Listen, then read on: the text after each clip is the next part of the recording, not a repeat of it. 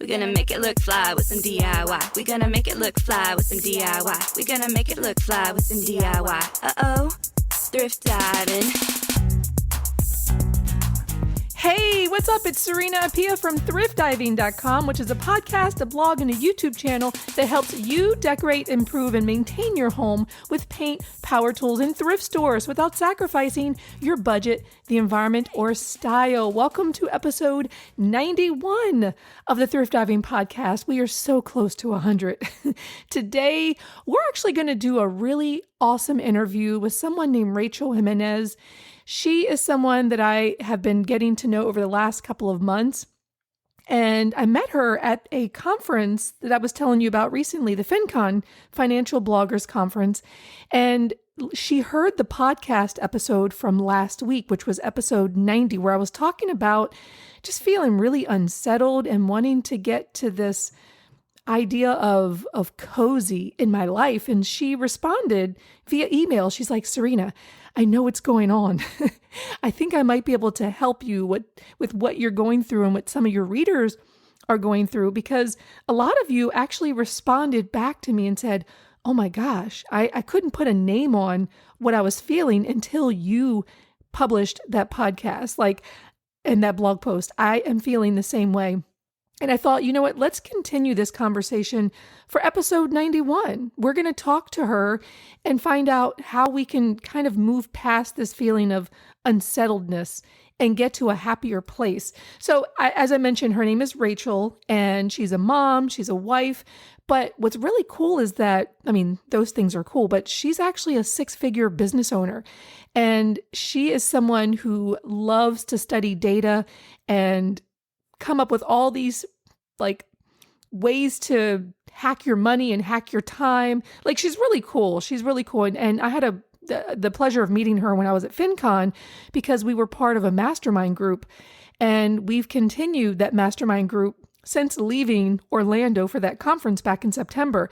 So when she had listened to the podcast, she said, I would love to come on and actually speak about this.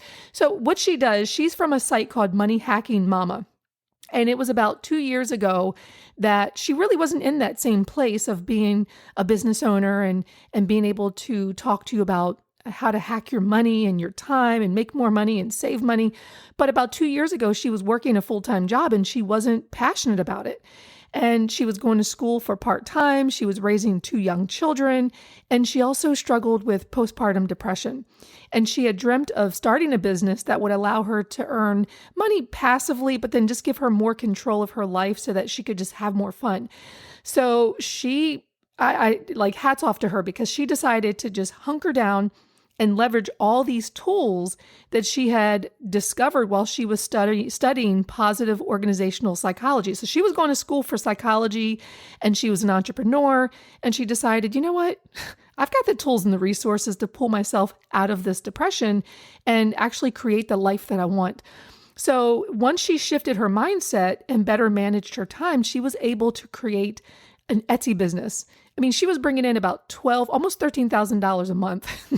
So later in the conversation, you'll hear she and I were actually talking about that. And I think, that might even be a whole other conversation that I can have with her. But we did kind of delve into that a little bit towards the end of our interview. And anyway, she was juggling her business, working full time, and then raising her family. And then when she realized that, wait a minute, I've actually got a thing going on here, I've got a business, she decided to quit her full-time job, and she's never looked back. I also want to tell you that Rachel has a course that she just put together. It's called Optimize Your Life Academy. And she gives you these foundational tools. And a lot of it's based on the research that she did when she was going to school for psychology. And I was actually in the course tonight, because I'm doing the course myself. And there's this 60-some page PDF that you can download to this workbook that you actually use while you're going through the course.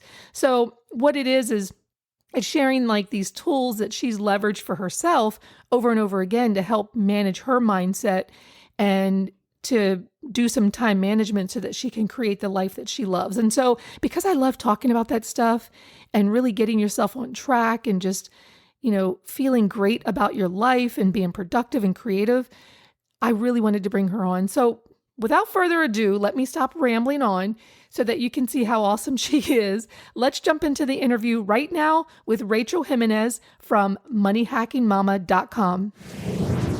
Rachel, I'm so excited to have you on the podcast because last podcast episode, if you remember, because you had actually responded to me via email, you said, Serena, I think I know what's going on with you. I had kind of bared my soul in the last episode and just told people, look, I'm feeling really unsettled. I'm feeling unmotivated, unproductive.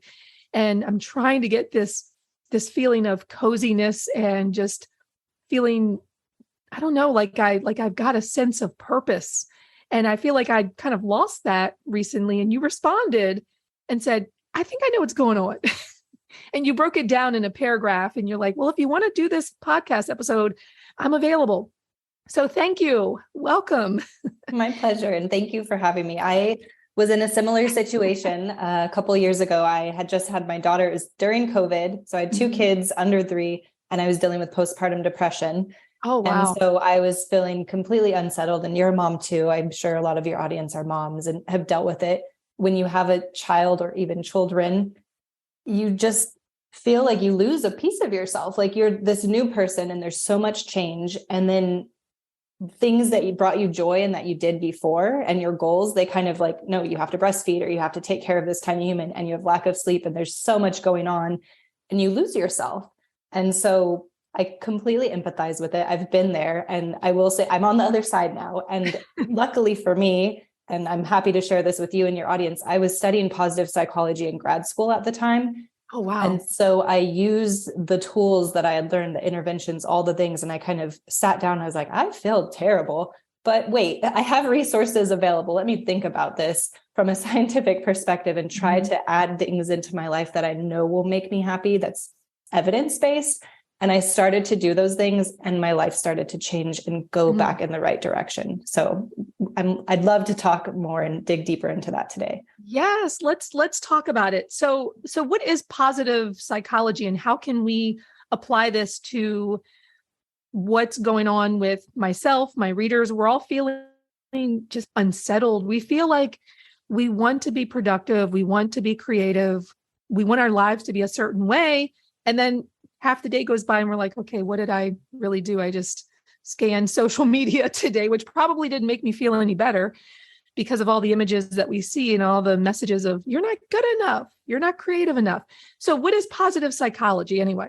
So positive psychology is basically the study of the outliers and the positive outliers. So it's the study of success a lot of times. So if you look at historically, psychology would look at this curve and say, what is the average person? The average person is like this level of happiness and they're not depressed, but they're probably not super happy all the time. And they just kind of are this average. And you think of school, like it's not the A+ students that we want everybody to be, but we also don't want everybody to get Fs. It's like, okay, we want that CB range, like the average should get that. And then there's some outliers and those are the weirdos and we're not going to worry about them. Well, psychology in the past would worry about the people that were below average and say, ooh, we need to get these people up to average because that's not a good place to be in. People that are anxious, depressed, there's all kinds of things. And it's like, yeah, we want them to be quote unquote normal or average at the very least. Well, positive psychology looks at those outliers on the positive side, those A+, and I'm not talking about school, but the people in life that are killing it, that are extremely happy, that are maybe are successful business owners, or there's just unique things about them. And everybody kind of looks at them as like, they're different, but in a good way. And we want that too. So that's what positive psychology studies and tries to look for trends and unique things about those people so that we can take that to the average or even the below average people and try to get people up to be the the best version of themselves. Yeah, I love that idea because I think there's something that they're doing that other people can benefit from. So what are those things? Like, take the situation that I was talking about in the last episode. I'm generally a happy person. I think, and I say thank God, and this is not to shame anybody that's going through depression, but, when people say, what does success look like for you?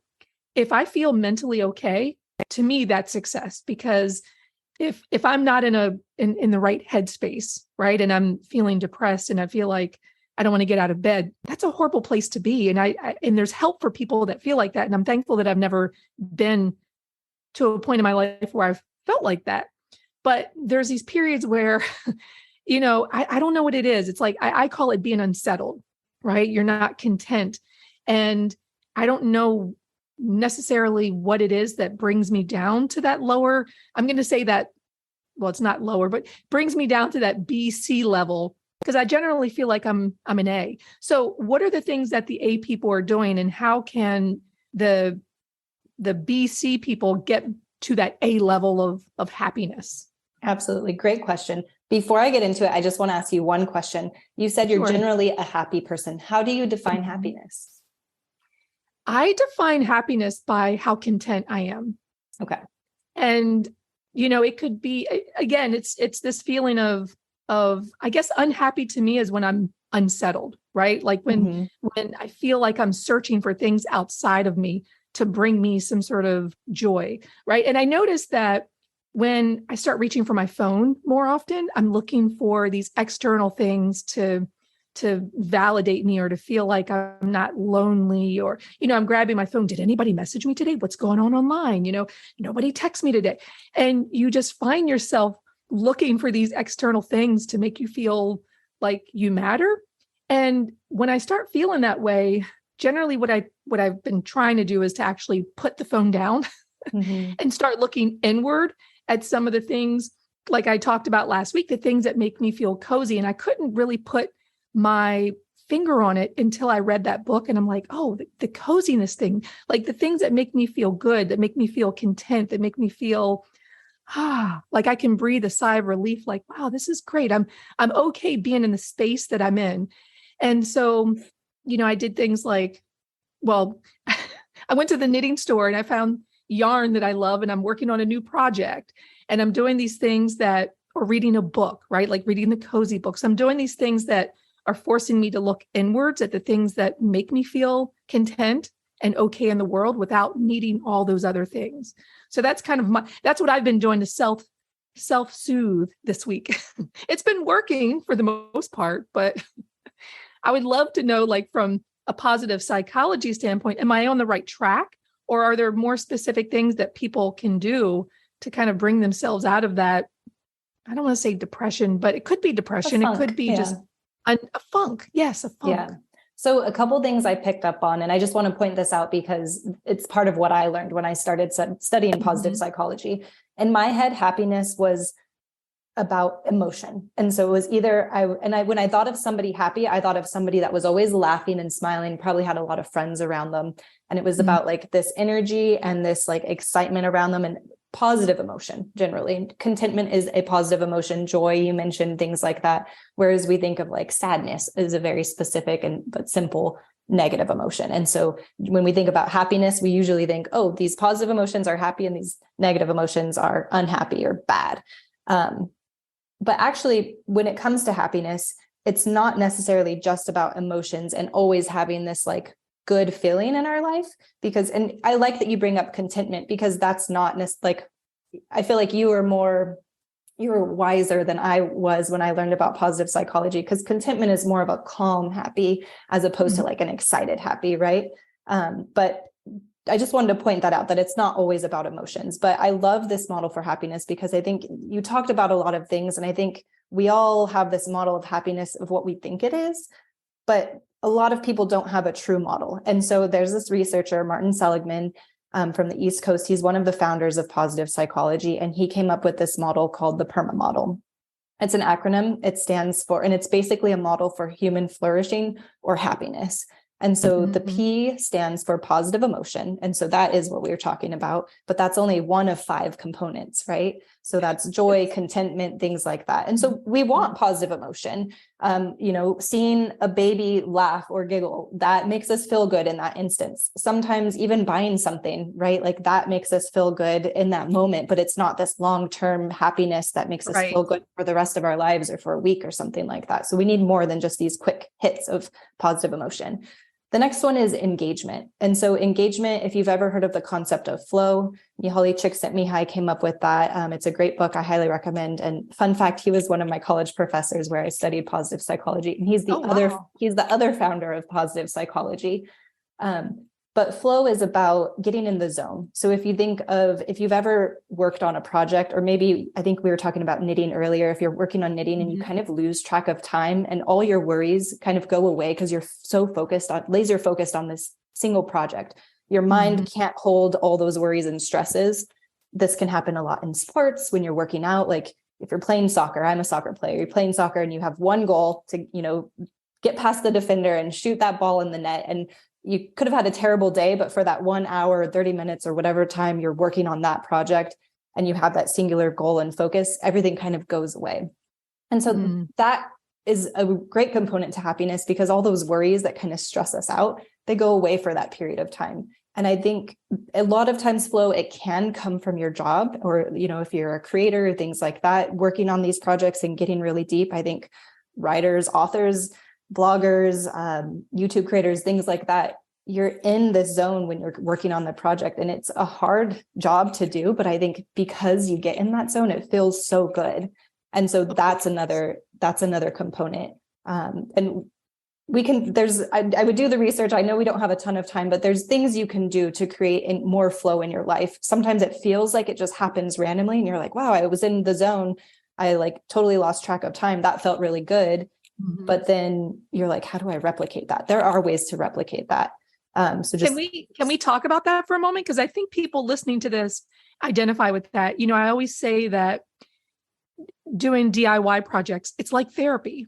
And I think for anybody who's listening to this, most people have done their first project. There are some beginners who are just getting started, but I think they're looking for that. They're looking for that opportunity to work on a furniture makeover, or they're in their workshop making something, or maybe they're sewing something right now.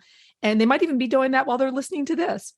And that's what we want, is we want to get people into those creative spaces so that they can get into flow and enjoy that feeling. So what are some ways for people to replicate that if they've felt it, but then now they're in a funk, or maybe they're not in a funk, but they want to create a way to replicate that? How can they replicate that flow? Absolutely. And I love this example that you're bringing because it makes it super easy for me.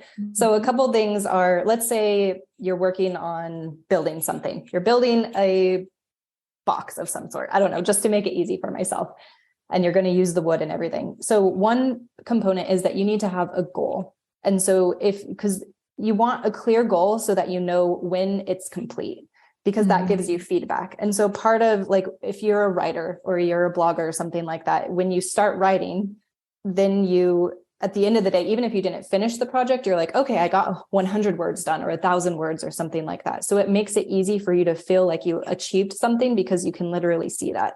I think a lot of times in the workplace or in other components of our life, we don't have these specific goals. And I'm talking about a short-term goal because I know projects can get out of hand, and you've talked about overwhelm. So if you're remodeling your whole house, for example, you might not be getting in the zone if you're thinking big picture of oh my gosh, I'm overwhelmed by this huge thing. So if you have 2 hours to work on your project, bring it back. Okay, we're going to start in the bathroom, right? And then within the bathroom, we want to get the floors done. Or maybe you can't, maybe it's a huge bathroom, you can't get the floors done. Well, what project can you complete and will make you feel good? And you can even set a goal. Part of flow is you don't want to be bored. So you don't want to give yourself a goal that's too easy, because boredom is definitely not flow. That's a little bit below flow. And then you also don't want it to be too hard because it's overwhelming. So there's the sweet spot that you have to find to be into flow. And so if it's too far beyond your capabilities, that's going to stress you out. If it's too big, it's going to overwhelm you. Those aren't good things. They're not going to get you into flow. So you have to make it more simple.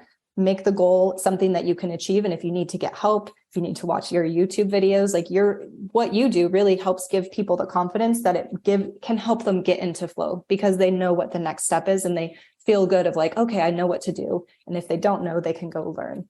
But the important part is you also need to stretch yourself. So you don't want to be bored where it's oh, I've done this a million times. It's too easy for me. I don't want to do this anymore because I need a challenge.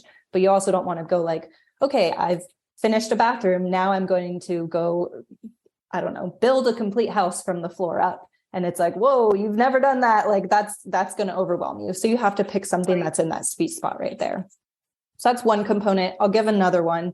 Try not to multitask. And so you talked earlier about phones. And I think when you're working on a project and it's something that can help you get into the zone, but you have distractions, and this was hard for me when I was working on projects, or I'd try to, and my kids would come and interrupt me. And I love my children, but when I'm trying to focus and get in the zone, I'm constantly being pulled out. Even if somebody else was watching my daughter, I'd hear her cry. I couldn't be in the same building as her. Either she'd have to leave or I'd have to go somewhere else so that I wasn't distracted. Because, our spidey senses pick up, like, my baby's crying, I need to help. Oh, yes. Help him or her. Yeah. And so you feel pulled in that direction. Yeah, exactly. And then it can get guilt, and it just, all these negative emotions can pop in and pull you out of flow. So that you don't want that. You have to limit those distractions, and it can be kids, family members, it can be your phone, it can be email notifications. So being aware of that, I think, is a good place to start, and then limiting those things. And it might be changing your environment, getting in a different location, communicating with your family or friends, and just saying, like, put a note on the door. I used to do that at work, and it was life-changing because I sat right next to the kitchen. So people would always walk by my office and be like, hey, to be nice, like, good morning. But it was like every 5 minutes I'd be like, hi. And then they'd come in and sit down and talk to me. And I'd never get like this consistent amount of time to work on my project. And so I'd close the door and put a little note that said focus time. And I felt so much better at the end of the day, because even if it was 1 hour, I could achieve so much more. Oh, yeah. And, this is something that I think had been really helpful. And I haven't done it lately just because I've been so busy. But with thrift diving, with the thrift diving community, we've done 30-day room makeover challenges. And sometimes it's a makeover challenge. Sometimes it's a decluttering challenge, but it's whatever you want to focus on for 30 days. And so you had that goal of, okay, you're not going to do your entire house. You're going to pick that one room.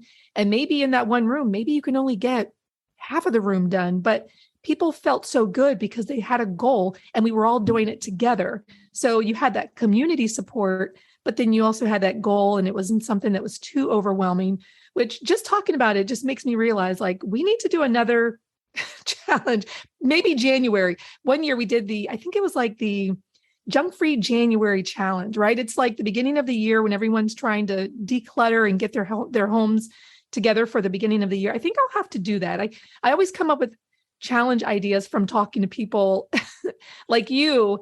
And I think if people can join a challenge like this, it'll maybe help get them out of that funk. So I like that. So setting a clear goal, stretching yourself, don't get bored, but make sure that you're at least stretching yourself so that you have a little bit of struggle there, but not too much struggle to get into that flow. I like that. And okay. So you said the multitasking. Yeah. And then, so PER, R is for relationships. And so I think it's interesting that you just talked about your challenge. So you're giving people a goal that's helping them get into engagement. The A, I'm going to fast forward a little bit, is accomplishment. And we can cover that more. But when people achieve their challenge, they're going to get that component of the PERMA model, which is accomplishment. They feel like they accomplished something that's so good. And then you have that accountability. That's relationships. Relationships are so important. You talked about, in the last episode, you were talking about creating things that are cozy and putting things in your house that remind you, have that nostalgia feeling, or remind you of people that you love, things like that. It's relationships, right? And so, and positive emotion. So when you were saying that, I was like, oh yeah, this makes sense. A lot of the things this person is talking about relates to the PERMA model.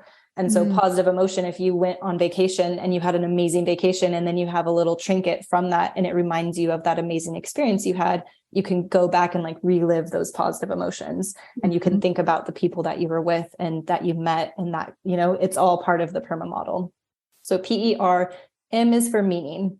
And you've talked a little bit about not feeling like things are as meaningful recently. I think you mentioned that in the last podcast. And so that one can be a little bit more challenging, because that has to do with like what does bring you meaning. For some people, it's religion. For some people, it's being part of a community, giving back.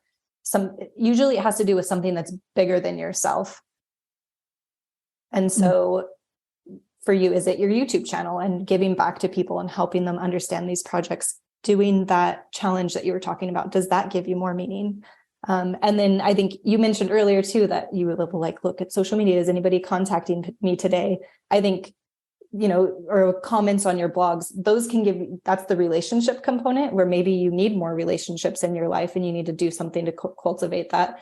But also like that meaning, that feedback of like the work that you're doing is matters.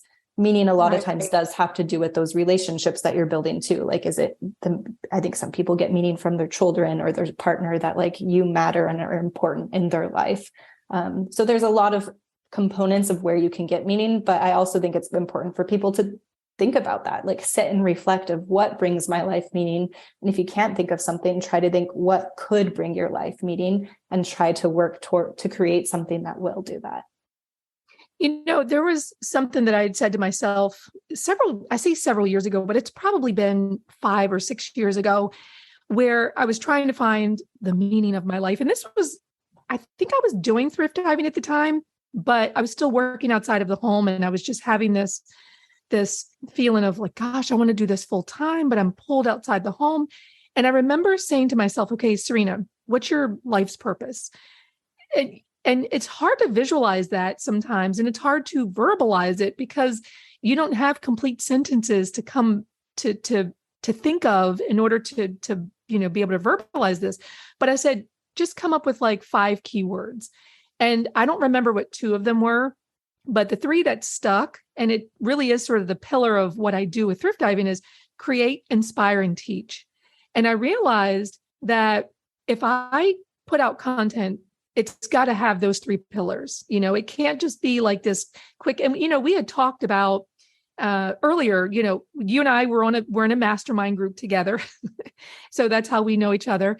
And the mastermind group is to support each other in our businesses. Well, we had talked about like the difference between YouTube and TikTok. And I was saying TikTok or YouTube is like dating. And TikTok is like a one-night stand because it's so quick and it's like in your face. Hey, I entertained you for 7 seconds and now I'm on to the next video. And that's why I like YouTube, is because it really isn't a way, it's a way to have a relationship with people, right? And I feel that because I had been off of YouTube for so long, 2, 3, sometimes 4 weeks in between my published videos, I didn't feel like I was getting that relationship, with my readers. And I felt like, oh my gosh, I know that they're wanting to hear from me, but I don't have anything. I'm not done a project yet. I'm not feeling motivated. And I think, for me, it's easy to get that relationship once I jump back into doing a project and posting. But I think with people who are just your everyday DIYer, everyday homeowner that is doing projects, you want to feel that connection with other people. And so social media can be good in that sense, because you can post your projects online with, thrift diving. When we do community 30-day challenges, over in the Facebook group, people will be posting, well, hey, I cleaned out this closet today. And it's great getting that feedback from people. Oh my gosh, I did mine too. This looks great. And I think that's what's been missing from thrift diving for a while, just because I gotten busy and then just not feeling that connection to people. Mm-hmm. So I think for anybody, whether you're a content creator, whether you're just an everyday crafter, finding that connection with people, going into whether the thrift diving Facebook group or finding other Facebook groups and having that connection and posting your projects and letting people see what you've done and getting those kudos back, it really helps to fuel you to continue doing your projects. And that's why I tell people, like, if you've done a project, email me. I want to see it. I'll have people comment on a YouTube video and say, well, I did this project and I'm pretty proud of it. And I'm like, send it to me. I want to see it. So it makes me feel good that they were inspired to do a project, but it also makes them feel good. And I think when people support each other in that kind of way, you feel less lonely. Because I think sometimes, people, they go to work, and depending on the job that they do, they may or may not have very many close relationships with people. And then they come home and they want to create, and they're like, yeah, but why does it even matter? Like, nobody's even coming to my house. No, nobody's even like commenting on my picture online. So I think building that community and those connections with people that have similar interests is important. And it's important to me. And I think that's why I've been feeling for myself, just, I don't know, unsettled, because I haven't had that connection with my audience in terms of like doing the 30-day challenges and things. So now, okay, so with this acronym, so is it PERMAA? PERMA. So the last Okay, A is accomplishment. Oh, accomplishment. Okay. All right. I want to make sure that I know. So what other things about positive psychology do people need to know if they're feeling like me and they're feeling unsettled now that they know, okay, they need engagement and no multitasking, a clear goal? Is there anything else that they can do to kind of get themselves back on track and feeling less unsettled? So there's two questions there. The first answer I'll say is that it's a huge field and there's a lot to learn. And so I would say if you're interested, dive deep, and there's so much science and research on it. I have a free webinar. If people are interested, you can just go to moneyhackingmama.com/webinar. And I have a free webinar I talk about the PERMA model in there, but I talk about a couple of other things. So if people are interested, they can go there. But also, I think things that you mentioned about yourself, like I think you had said that you're not feeling creative. And then you also mentioned some of the people in your community might say things like, oh, it doesn't even matter. And so I think it's important to think about what you're saying. And so I don't even think this is from positive psychology, but just from psychology in general. It's called cognitive behavioral therapy. But basically, we have thoughts and those affect our emotions, and then our emotions affect our actions. And so if we're not feeling motivated, we're not taking action on the things we want to do. Instead of beating ourselves up, let's back it up a little bit and think about the emotions that we're feeling, because negative emotions usually don't help you create, right? You're a creator. And all of your community are creators. You need to have that inspiration and kind of that energy to be creative and brainstorm and kind of have fun and play, right? Like those are all kind of in this positive world. Yeah. But if you can't get out of bed, or if you're just feeling a little icky, then you're probably not, you're like, oh, I'll do it tomorrow, or it's stressing you out. But we don't want to be in this negative mental state. And so I would say, try to change your thoughts. And that really is the only thing we can control in the world. We can try to control our actions, but we can't control other people's actions, but we can control how we react to the things that happen to us, good, bad, and different. And so the best way to do it is to first feel your emotions, because it's hard for us to even verbalize our thoughts sometimes. Like we all know we have this mental chatter and this monkey brain, but sometimes we try to like block it out, and we're watching TV or something. We do all these things to distract us from what's really going on in our head, but we feel these emotions. And if you just sit for a second and say like, how am I feeling right now? And ask yourself that. Are you feeling up and happy? Or are you feeling content? Or are you feeling kind of down and low? And so think about labeling that, like, okay, do I feel sad right now? Do I just feel down? Am I feeling bored? How do you feel? And then try to think about the thoughts that are causing that. A lot of times you're sad because maybe you're saying things like, it doesn't matter, or I'm not feeling creative. Maybe that turns into, I'm not creative, right? And so then you're labeling yourself and saying these negative things. That's not going to help you move forward, because if you're not creative, you're going to feel bad about yourself. And if you're not creative, why would you create something? And so your brain's like, yeah, you're not. Let's just sit here and watch TV or play on social media, right? So, and it's easy to just switch it, right? And say, okay, I'm feeling sad right now. You can also put things in your environment that bring you energy. So even if something sad happened, can you listen to your favorite song that's upbeat, right? Can you try to watch an inspiring video? Like you talked about, one of your pillars is to watch inspiring content, or to create inspiring content. So I'm sure a lot of people are watching you for inspiration, and then that does inspire them to take action. So if you look at what you're creating, you're helping people have these thoughts of like, I can do it. It's possible. If she did it, I can do it. Those are good thoughts. That leads to positive emotions that are like, yeah, I'm feeling confident, right? I'm feeling like I have energy. I'm feeling like I can do this. And then I'm like, well, I'm going to try. And then you go to Home Depot or Lowe's or something, you buy the tools that you need, and you give it a shot, right? And you might make mistakes, but maybe you watch a video of you and you see that you make a mistake and it doesn't ruin your day. And it's like, oh, mistakes are normal. I will make those mistakes and I leave them in the video. And I'm like, you're not going to believe what just happened. Exactly. This just happened. And guess what? It's not the end of the project. I can turn this around and this project can still turn out, and it can turn out for you. As you were talking about this, it made me think about my meaning as part of this, PERMA, you said find meaning. And, I said in the last podcast, when I thought about those women and men too, but mainly women that listen to my content and read my blogs, when I think about them having a down day and they open up their email and they see there's a message from Serena or there's a new video and they're not having a great day and they see, or maybe they're having a good day, but again, maybe they're telling themselves some of these things. I'm not creative. I can't do this project. And they see me do it, or they see me just working on a project and struggling through this new territory of this project I've never done before. That gives them motivation. And so I'm getting goosebumps as I'm talking about this. And that's when I know that I've hit a nerve because when I get those goosebumps, it lets me know that I'm speaking my authentic truth.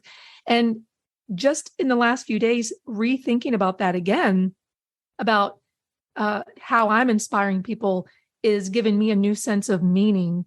Because as I mentioned, when you are a content creator, you're creating content because you love to do it. But when it's your full-time job, sometimes the money tends to take over and you're like, all right, well, I've got to do this project because it's a lot of money. I can't turn that down. I don't really want to go and, pick up leaves, but I got to go do it because it's a great brand and I got to pick up leaves and they want to pay me to do it. So why not? And having that creativity taken away or not thinking of it in a creative way and thinking, well, I'm just making money off of this. It really sucks the joy out of it. And it starts to turn that meaning into a dollar sign. And I've never, this is thrift diving. Nothing that I do is ever about trying to buy the most expensive thing or look a certain way and spend lots of money. It's not about that. It's about the connections. And so you're right. Changing your meaning about what you're doing makes you feel even happier. It makes you realize that there's something more important than what I thought this was. And I think that gives people a lot of motivation once they realize it's not just about a dollar sign or, the superficial thing that you've been thinking of. It has a deeper meaning. So I really identified with what you were saying there about those people finding the meaning. So I'm sorry, I jumped in there. I don't know if I cut you off from. No, I think meaning relates to thoughts too. So whatever your meaning is, if that's something that you're thinking about. So if you're thinking about the money or you're thinking about, oh, I have this thing I need to do, this box I need to check that I don't really feel like checking because it doesn't feel as meaningful. I really want to do this other project.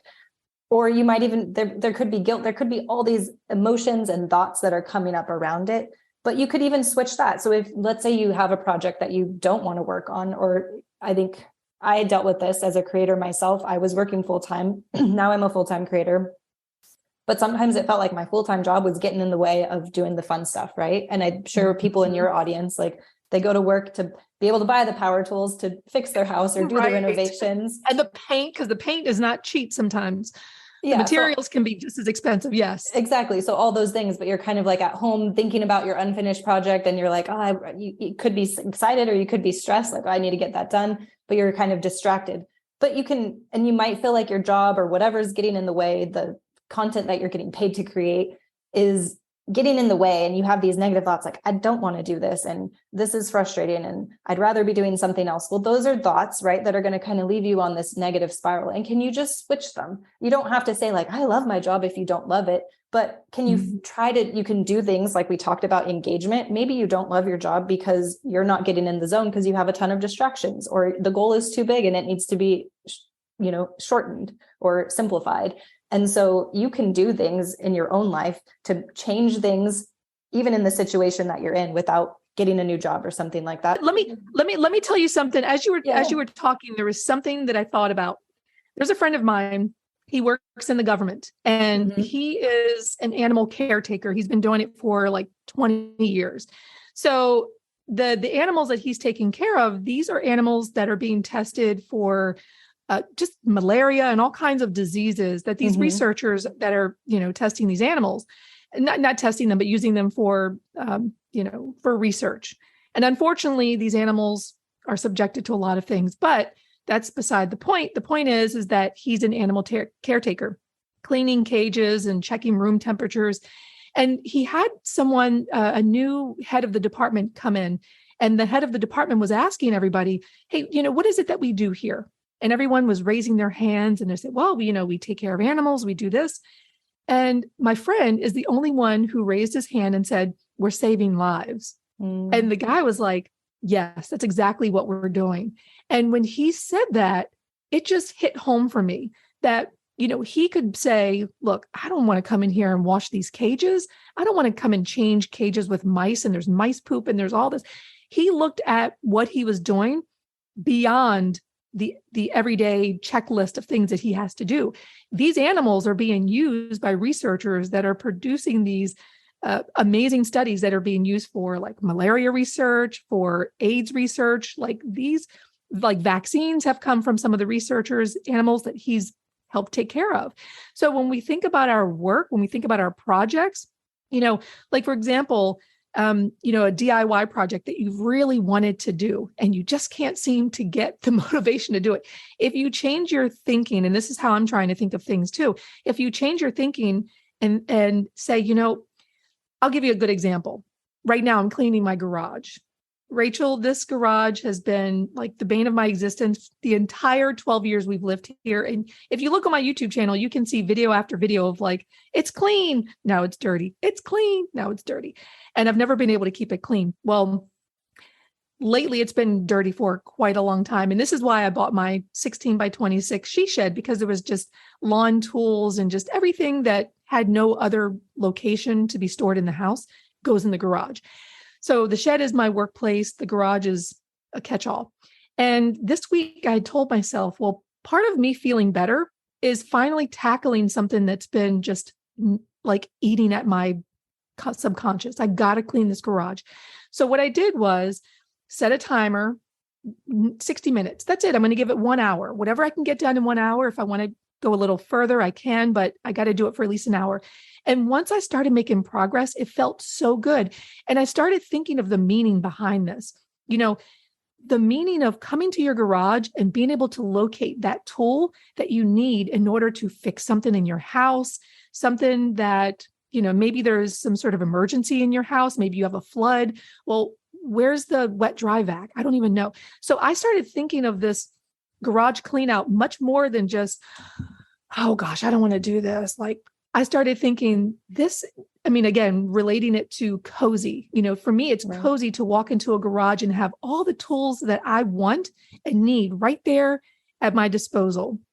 And I don't have to search for them. I can do this thing. I can make a project and have it make my home look beautiful. I can, repair this drywall hole that's been an eyesore because now there's family coming over. So I started looking at it beyond just, this headache of a thing that I have to do.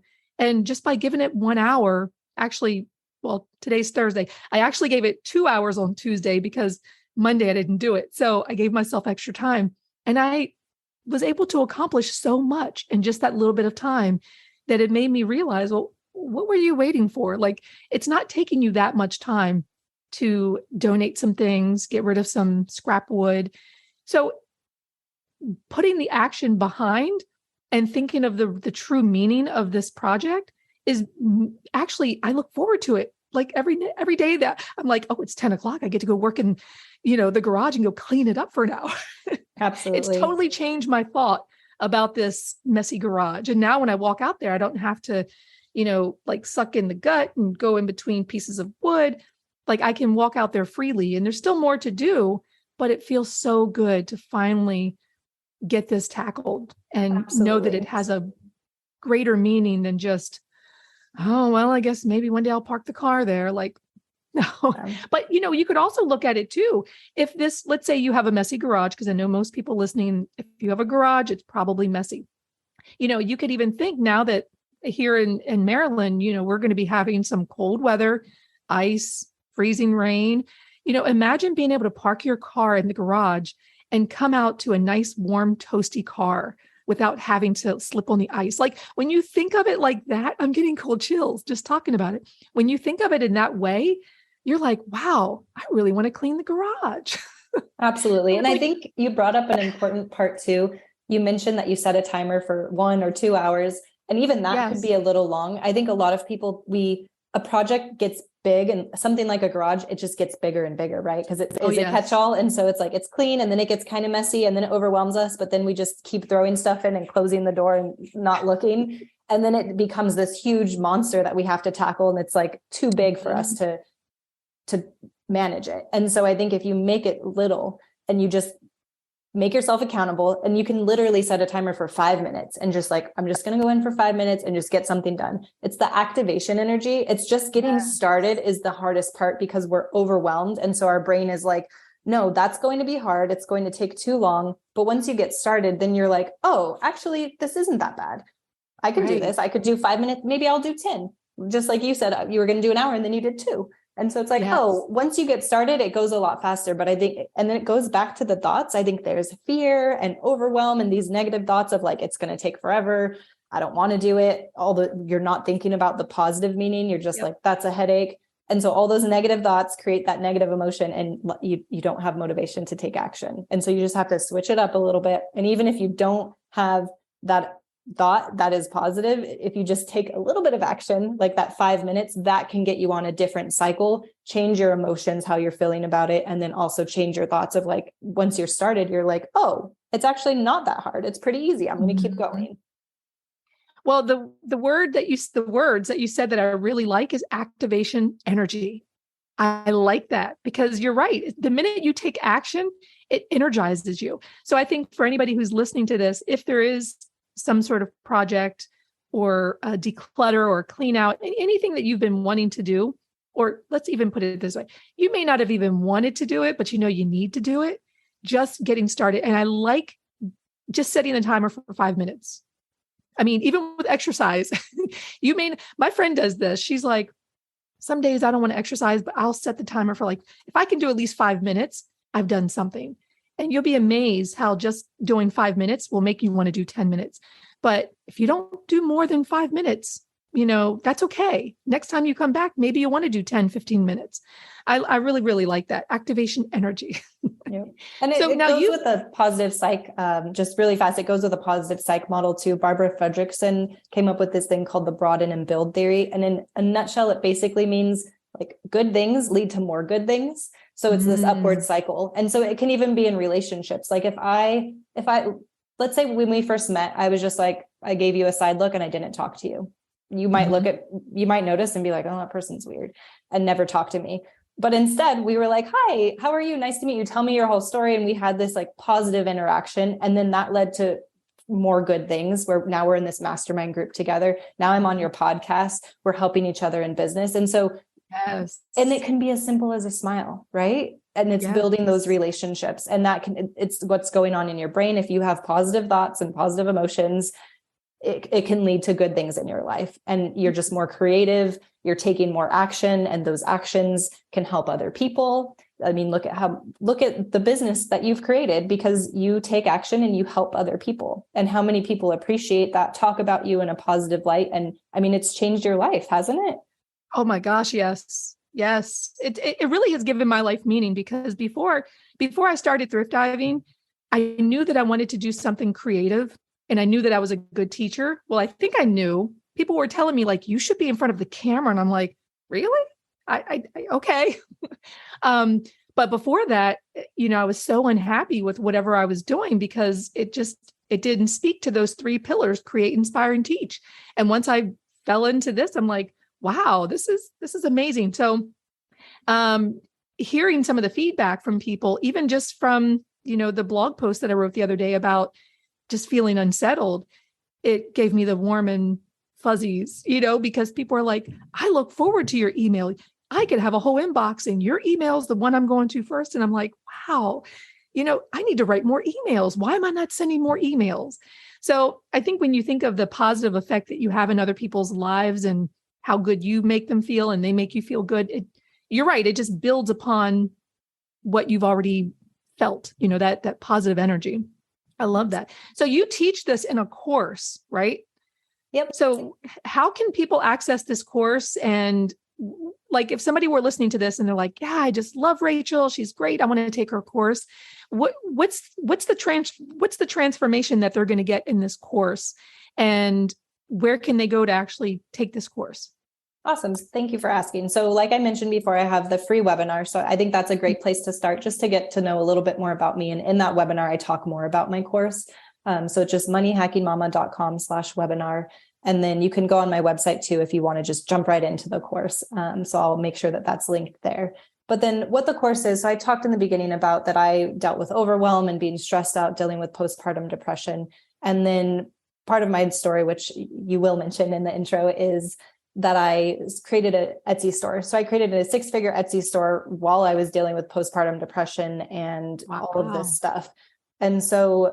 And part of what I think before that, I studied entrepreneurship, I studied positive psychology. I had dabbled in side hustles for years, and it never happened for me until I finished all that positive psychology training. For me, I think a lot of it was a lack of confidence, negative self-talk. I would always talk myself out of things. I would create stuff and then I would be afraid of like, oh, it's too hard, or I can't learn, didn't have a growth mindset. There are all these things that just kind of in my head were going on and would hold me back. And so once I was able to break past that, I feel like my whole world opened up and a lot more success and things were starting to happen.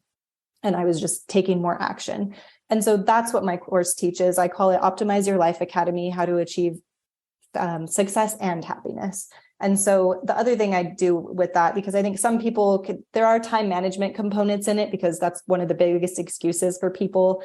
Is that they don't have the time. And I will say that I think you do have the time. It's just about prioritization and getting the right tools that you need to leverage to figure out what you want to do. What is your goal? Like a lot of people don't understand what happiness is, what makes them happy, what their goals are, things like that. So I give a lot of models based in positive psychology, evidence-based research to help people figure those things out.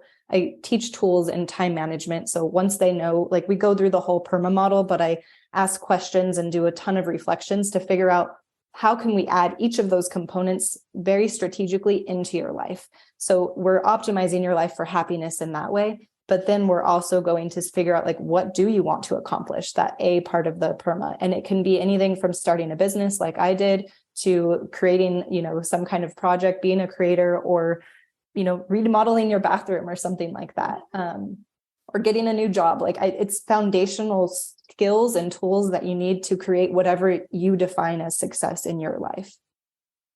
That's awesome. I want to hear more, a little bit more, if you have time. I don't want to infringe on your time, but I want to hear more about this 6-figure Etsy business. What were you selling and how did you get started? Do you have any tips? Because I know for a fact there are people who are listening to this that when you mention, wait, 6-figure Etsy business? What? I know they were like, whoa, wait, rewind. Why aren't you talking about that? I know. I was like, well, maybe that's another podcast. But since I have you here now, what can you tell people about this business, how you got started and some tips for success? Absolutely. So I actually took a course that taught all about how to start an Etsy store. So I never had an Etsy store before that. And then it was just, I was interested in creating a blog, and creating an Etsy store was just kind of a side thing that these course creators happened to create. And I was like, well, they both seem interesting. Blogging seems harder, but like more money in the long run, but it will take you a long time to make money. But Etsy, it's like, you could sell something tomorrow. So that's cool. So I was like, I'll just buy them both. So I bought them both, and I did Etsy first, like set up a few digital products. So to answer your question, what I created, I did some budget planners and things like that. And honestly, they sold a little bit, but that wasn't the major thing that sold for me. And then I started my blog, and I kind of let the Etsy shop go. And then it was I think it was over a year later when I had my daughter, I was still working. I was like, I don't want to go back to work. I did go back to work, but I didn't want that to be my plan, like to work forever. I was like, I want to be an entrepreneur. I want to work for myself. And I kind of went all in and laser focused. The one thing that I did that was really important that I would recommend to people is to have that laser focus. So before I had the blog and the Etsy store and all these different things. And then I was like, what is making me money? And Etsy, even though it was like $50 a month, was making money consistently, even though I had completely ignored it. And so I was like, okay, there's something here. I just need to learn more. And I think what had happened between that time period from when I bought the course and when things started to take off for me, I did have more of a growth mindset. And so rather than thinking like, this is hard, maybe I'm just not cut out for this, and going back to what we talked earlier about those negative thoughts, instead I was like, this is difficult, but other people have figured it out. I'm sure I can figure it out too. And I'm just going to keep learning until I figure it out. And that's what I did. And so I dug deeper into the course that I'd purchased. I was rewatching videos, like being part of the mastermind community that they have. And then I was doing my own research as well and just testing things. And so some tips that I can share for people that have Etsy stores. eRank is really powerful. So that's a kind of search engine tool for Etsy sellers. That's a tool that I use. I highly recommend that people buy the paid version. If it's $10 a month, I think. So if you can't afford it, I would say get it for 1 month and do all your research in that 1 month. And then you can cancel your subscription. You have that data. eRank. So is that erank.com? erank.com. Yeah. Okay. And so use that. And basically Etsy is a search engine. And so they are going to give you want to get on the first page ideally. And so they're going to give you a spot on the top page if you are using long tail keywords. And so if people don't know what that is, like we're getting close to Christmas right now, people might go, it's kind of thinking about consumer behavior. So we might go on to Etsy and type in Christmas gifts because we're looking for unique Christmas gifts. And then we're overwhelmed with things, anything from t-shirts to coffee mugs to stickers and like all this stuff, everything. And it's for men and women and children. And we're probably, most likely we're like, no, actually I'm looking for a t-shirt for my mom that's this size and I want it in this color. So then we refresh our search and we type something specific that is a lot longer, and that's a long tail keyword. And there's buyer intent behind that, right? So if I'm searching Christmas gifts and my item pops up, people might click on it, but they're probably not going to buy because it's more just like they're browsing and they're curious. Right. But if they're searching for a red, ugly Christmas sweater for mom, and I happen to sell that, there are probably a lot less listings, so less competition, which is a good thing. And they're very specific about what they want. And here's 20 things, of which my item is one of those. Well, now my chances are much better of them, one, seeing it, and two, clicking on it and buying it. So it's eRank helps you figure out what your title is going to be, figure out what your keywords are going to be so that you get seen within that platform. So that's kind of the strategy I learned, is just figuring out the SEO and the back end and figuring out products that I thought would do well. And then that's what I put up there. And then things started to make. I think before I was just like, oh, I like budgets, so I'm going to make a budget planner. That seems fun. And it sold a little bit, but there was so much competition out there that I wasn't getting seen on the first page. And so I think that's the shift that I went through, that I would recommend people, really figure out the SEO on Etsy if you're trying to sell in that space. Yeah. And for those who are listening that don't know what SEO is, it's search engine optimization. Because I know, we're creators. And so we throw that around very often, just SEO, but people listening, they're like, SEO, what is that? Yeah, thank you for sharing that. Absolutely. I know I'm always trying to think of like, okay, who's listening to this and what do they know and what do they not know? Yeah, that's great. I mean, I had started an Etsy, page some time ago, but it was me just making a couple of these wooden journals. And I just did it very haphazardly. I didn't even take really great pictures. It was just, I think I had maybe 1 or 2 products there and I sold maybe two things. And the amount of work that was required for me to make this, I was like, I'm never doing this again. Of course, now, because it was me cutting it with a jigsaw and then I had to do everything by hand. And if they wanted their name personalized on the front, it was just a lot of work.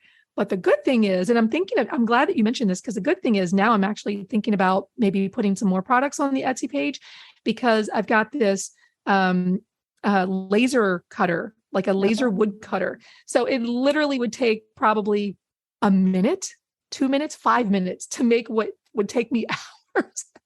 Don't you love technology and innovation? Oh my it gosh. saves you so much time. Yes. It's like this tool. It's called the X1. And in fact, the company had sent me another one because they wanted me to post about it in November. So I'm going to be unboxing it. It's literally been sitting for a month in my foyer. So I'm going to unbox that and like make some things with it. But it's really cool. And, this is around the holiday season. But I think for anybody that's looking to make some extra money and get into a makerspace, definitely look into starting an Etsy, an Etsy page and make some things. I mean, everybody who's listening to this, they're they're crafters, they're DIYers, they like to make and create. So think about what you can make and create. And, just as, we had just discussed using search engine optimization, using those long tail keywords, you can definitely get your products in front of the right people. But also your course. And now where can people find you and where can they find this course if they want to take this course and work with you? Yeah, so they can go to moneyhackingmama.com, MAMA. And if they have questions too about Etsy or the course or what I was talking about, positive psychology, they can always email me at mama@moneyhackingmama.com, or I'm on Instagram. Everything's Money Hacking Mama. So you can follow me on Instagram, DM me there. I'd be happy to have a conversation. I'm a real person over here. I love getting emails from people and actually helping them and supporting. That gives me meaning. And I feel like I don't get enough. So maybe I'm opening the barn door wide open and I'm going to regret saying this, but I don't think so. I know sometimes it is overwhelming. Like, when I send out an email or I write a really good post or a really good project and there's tons of emails and like comments and things I have to respond to, then it's like the next day I'm like, oh, wait a minute, I actually need to carve out time to go back and respond, because you have to respond. Like there's Absolutely. Nothing worse than having a channel that you love or a creator that you love and you're sending them emails and they never respond. I remember, and this is just a little aside, back when I first got started. So I want to say it was like probably 2010 when we bought our house. And I was looking up DIY blogs and there were people that I love to follow, and I would leave comments and I would never get a return. And it was the most frustrating thing. I was like, don't they see my comment? So I had decided I never wanted to be that person who just left things, unanswered or deleted or, I think you just have to make people feel important. So yes, Absolutely. People make her feel important. Rachel Jimenez, you can find her Money Hacking Mama. Right? MAMA.com. Thank you so much for coming on here. If people are interested, they can take your course. If they have questions about Etsy, they can find you at Money Hacking Mama. And thank you so much for coming to the podcast. My pleasure. I appreciate Thank you so it. much for having me. Yeah, it's been fun.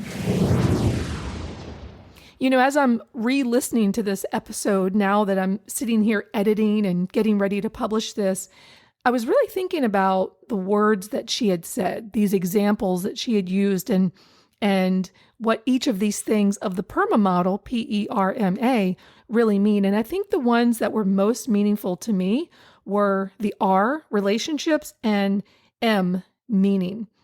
Now, with relationships, for 2 years, we weren't seeing people in person. Everything that we were doing was virtual. Or, we're on social media. And I feel like, a lot of things have changed because of the pandemic. People aren't even going to work anymore. They're working from home. So, this thing about relationships, the people that you had relationships with at the office, or even if you were home-based, maybe you had get-togethers with your coworkers, Christmas parties, Halloween parties, holiday parties. We live in a different world now. And I think the ramifications of how we've been living for the past couple of years and how things have changed is really starting to impact us now that I'm sitting here thinking about this. And I think for myself, relationships is something that I'm really kind of struggling with here, because my day-to-day is I wake up, I go to my shed, I work, I might be in the garage cleaning it out. And the only relationships that I have where I'm seeing people is my immediate family. But even them, the kids are on the computer, my husband's working in his office. I'm alone for much of the day, except for the friends that I talk to online. So with the exception of them, I'm not getting together with people in person as much as I used to. And so I think over time, that has really made an impact on this feeling of being unsettled, because I don't have those relationships. So for those of you who are feeling unsettled, think about your own life and how it's changed after the pandemic. Are you getting what you need from the relationships that you have in your life? Or is there something more that you need there? What about the meaning? This was another really, really important point for me. And I think over time, I'd kind of lost my meaning, or I didn't really lose my meaning, but I wasn't focused on my meaning. But just in reading that book that I mentioned from episode 90, Cozy, and thinking of the meaning behind the things that I do makes me excited to get up and actually do those things again. So if you're feeling unsettled, go through this PERMA model, PERMA, and think about these things that are probably causing you to feel unsettled or not as happy as you want to be, or where you are in life is not where you want to be because of these things that you didn't have a name for it. But I think by, listening to this episode, hopefully maybe you've got a name for it, for why you've been feeling unsettled, whether it's being cozy or lack of relationships or not sure what the meaning is of the things that you do, the work that you do, the projects that you do. And I hope at the end of this episode, maybe you'll feel a little bit better because we're all kind of in the same boat for the most part, from what I've heard from people's emails and comments. We're all kind of feeling this way lately. And I think if we just stop for a second, take a breather, realize that what we're going through is normal. Let's think of some strategies and find some things that are going to work for us. Maybe it's more relationships. Maybe it's getting together face to face with more friends. Before the pandemic, I was doing, not often, furniture painting courses. Well, it's been so long since I've done an in-person furniture painting course. And I've started getting emails from people saying, hey, are you doing courses? So now I'm thinking, I need to do a course. Like, we need to get together, have some wine, have some apple juice, whatever it is that we're drinking. Let's get together, paint some furniture, and have fun. So that may be coming because I really, really want to start getting out there and seeing people face to face again. But for your life, think about what are some things that you can do to make yourself feel more content, more happy, more satisfied in your life. And remember, Rachel also has a course that I told you about at the beginning of the episode. And we mentioned it during the interview too, Optimize Your Life Academy. And I actually went in this evening and I'm doing some of the work myself. There's a lot in there. So it's not something that you're going to finish in one night. There's some homework assignments that you got to do. And so it's going to take me some time to get through it. But you can find the link down below. She is giving us a coupon code, a discount, so you can go in there. And I think she even has like a payment plan where you can do like 3 small payments or something. But you can find the link down below. Again, you can find her at moneyhackingmama.com. Find the link down below. And be sure to come back for episode 92. I don't know what we're going to be doing, but whatever it is, it's going to be fun. And hopefully it's going to be something that you find valuable. All right, guys, I'll see you next episode. Diving. Find it ugly, make it pretty. Paint the power tools, alright. Saving money with those thrift stores.